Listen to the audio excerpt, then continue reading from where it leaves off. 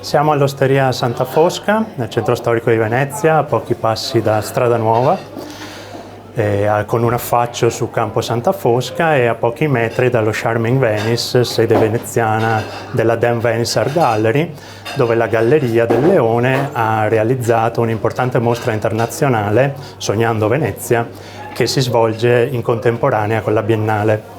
In questa bella location, che trasuda storia da ogni pietra, da ogni mattone, possiamo ammirare questo quadro di Eugenio Bertin. Si tratta di un caffè in piazza, questo è il titolo che ha dato l'artista. Non so esattamente a quale locale, a quale piazza si volesse riferire. A me ricorda molto il Bar Rosso in Campo Santa Margherita, uno dei campi della movida veneziana, ed è un quadro che sta sicuramente molto bene in questo contesto, quello di un altro locale molto vissuto sia dai turisti che dai veneziani.